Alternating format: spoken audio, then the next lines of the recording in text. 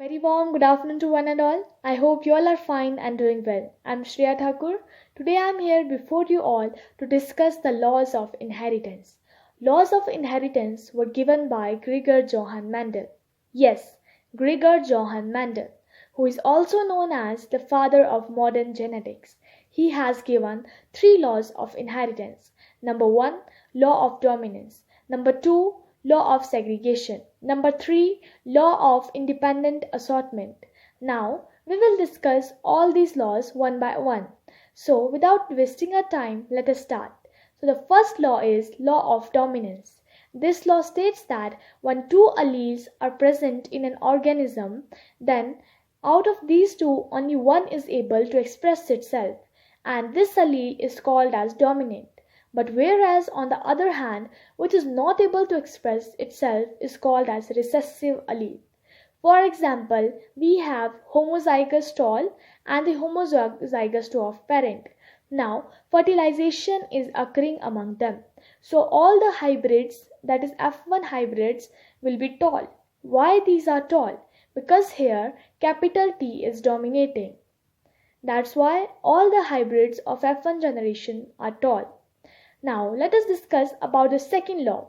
Second law is the law of segregation.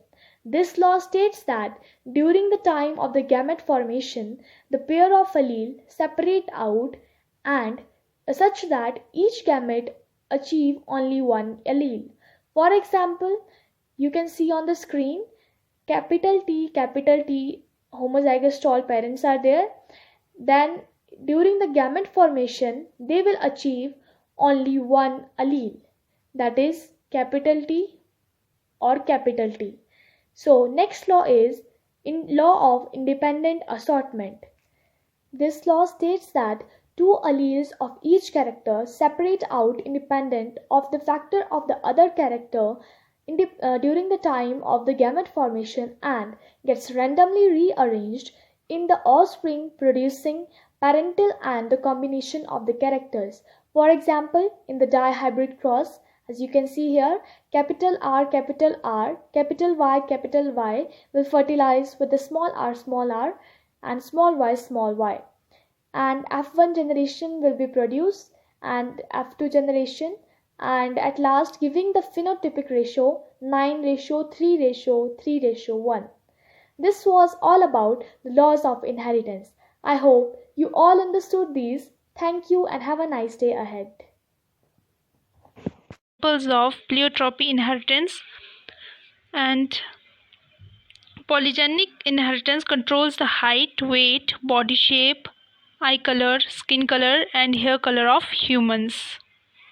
Hermann Nielsen Ill and East scientists discovered polygenic inheritance in kernel color in wheat. And Charles B. Davenport and Gertrude C. Davenport discovered inheritance of color in human, which occurs by polygenic inheritance. So this was all about today's topic. Thank you. I hope you enjoyed this video. Good afternoon everyone. My name is Vipul Thakur and today I will explain pleiotropy. So, pleiotropy is a word derived from Greek and its meaning is more ways. And pleiotropy was first discovered by Gregor Mendel. So, what is the meaning of pleiotropy? It is the phenomenon in which a single cell gene exhibits or control multiple phenotypic expression. And the pleiotrophic gene affects the metabolic pathways, resulting in different phenotypes. So, a simple example of pleiotropy is phenylketonuria, and it is a disease. It is a genetic disorder caused by the low metabolism of amino acid phenylalanine in the body cell.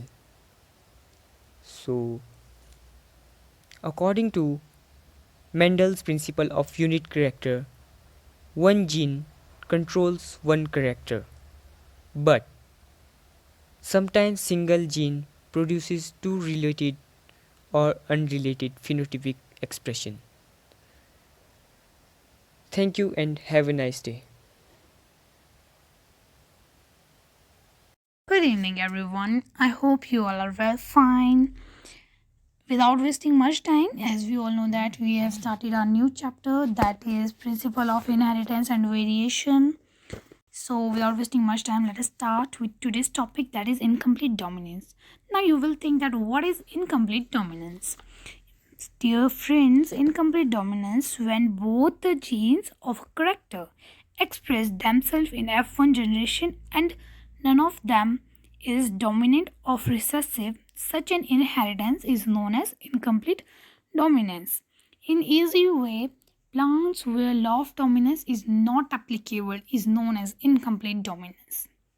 Now, here we have one example of a snapdragon flower that is pink color flower as a result of cross pollination between red flower and white flower.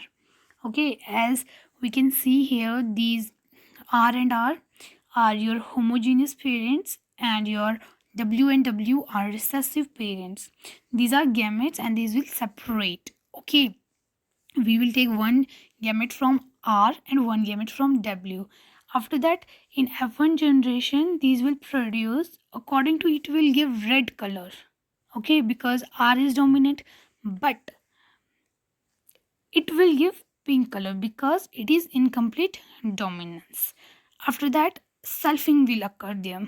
Okay, in selfing, what happened? It will produce red, two pink, and one white in F2 generation. Okay, so here your red color is due to gene of R and R, pink color is due to gene of your R and W, and white color is your due to gene of your W and W. Okay, in last, phenotypic ratio will be 1:2:1. Now you will think, what is phenotypic ratio?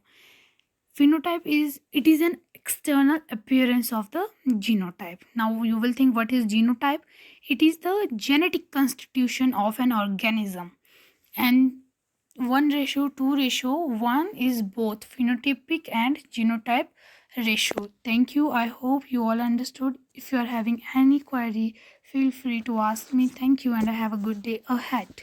Evening to everyone. I'm Janvi from class 12th, and today I'm here to present my topic, which is monohybrid cross and dihybrid cross, in about which we have studied in our chapter genetics. So, a very first question which may arise, which is, what is monohybrid cross? Monohybrid cross, it is a cross which involve the study of one character. Okay, so here we have taken parents, small t, capital T, which is representing tall, small t and small t, which is representing dwarf. So the question may arise that if we are taking T for tall, then why not D for dwarf? This is because, as we have learned in our law of dominance, that capital letter will represent dominant character and small letter will represent recessive character. Now the question may arise in your mind that what is dominant character and what is recessive character. So the dominant character means which will express itself, and recessive means which will not express itself. So now we have taken gamete TT, capital T, small t. Now we will calculate first of all F1 generation. So you can calculate it like this, from here to here, here to here, and this, or else you can make a Punnett square at side.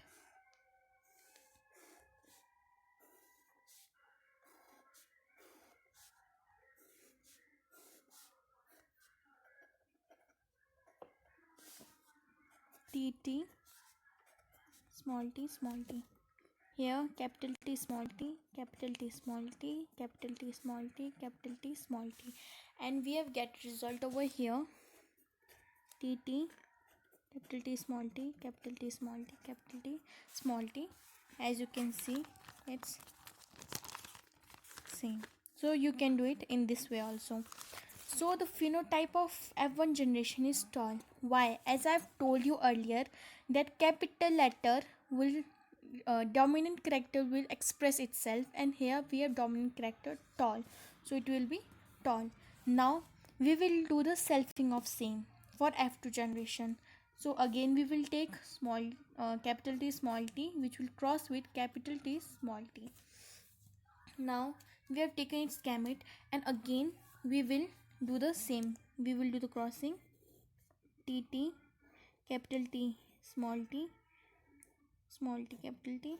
And here we just remember that we will always write capital letter first, after then we will write small letter, or else again you can make the Punnett square in the same way. It's tt it's again tt.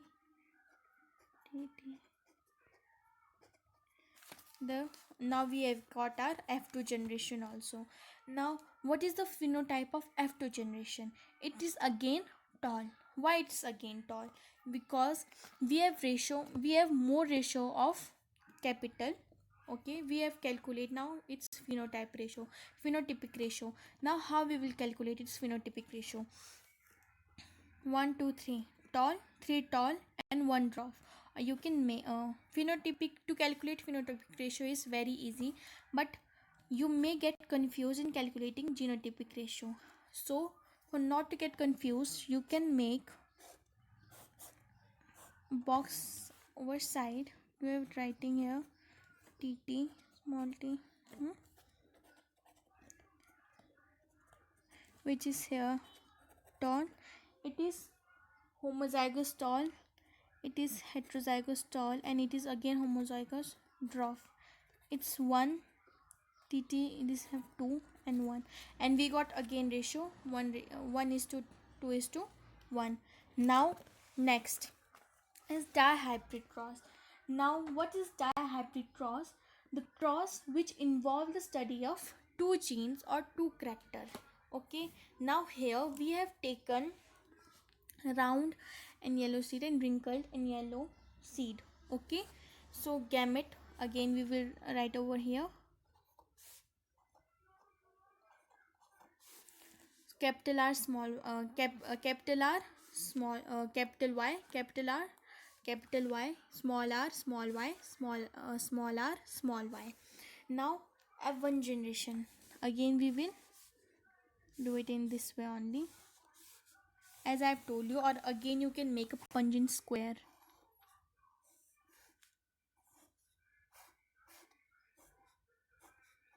Which is ry ry ry ry r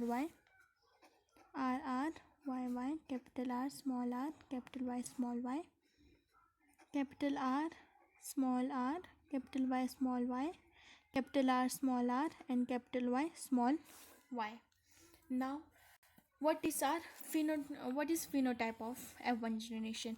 It is all round and yellow, as I've told you earlier that capital letter will express itself, and we have R round and capital Y yellow, small r wrinkled, and small y green. Okay, so now again we will do selfing of it. Now we will take this. Okay, we have taken, now we got gametes, small capital R small capital Y small r small y small r capital Y small r small y, and the same goes to here. Now you cannot cross it, like you can, but you will get confused over here, so we will make Punnett square. Here we have taken Punnett square. Again we will write this here and this over here, and we will cross it out, r r y y r r y y, and in this way you will get your full square. You will solve it out.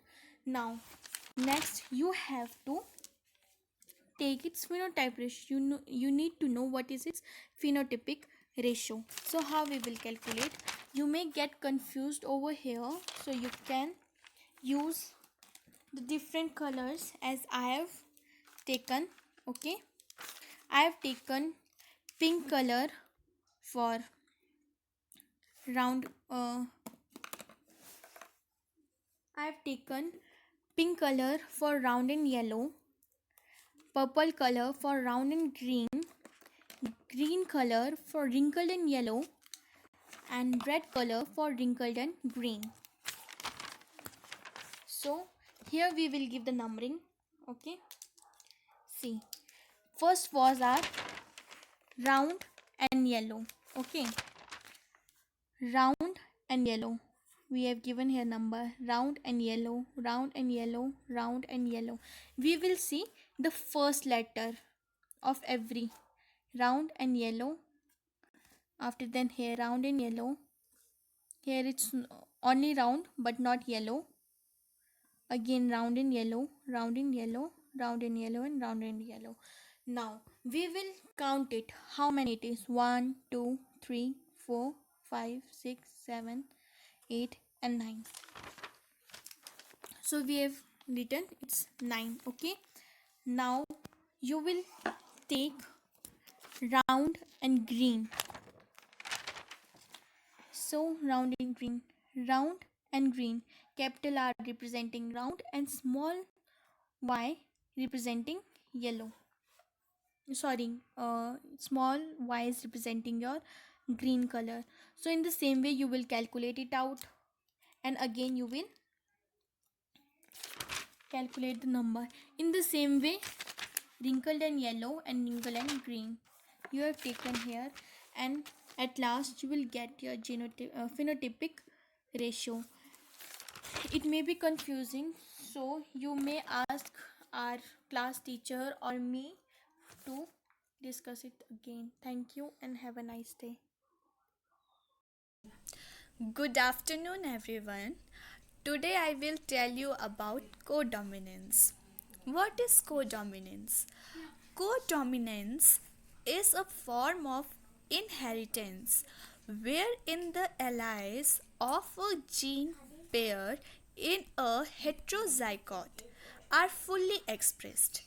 As a result, the phenotype of the offspring is a combination of the phenotype of the parents. Codominance is a relationship between two regions of a gene. Individuals receive one region of a gene called an allele from each parent.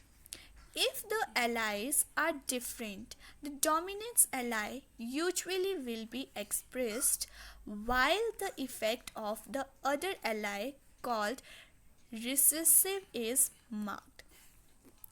There are examples of codominance. Example of codominance is in human would be the ABO blood group where the alleles A and allele B are both expressed.